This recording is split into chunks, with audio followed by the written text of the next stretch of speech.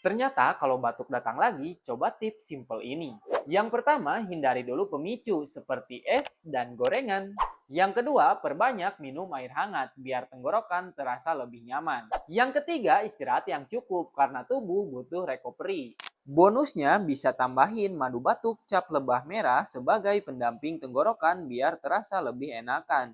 Karena di dalamnya ada kandungan seperti jahe merah dan juga vitamin C.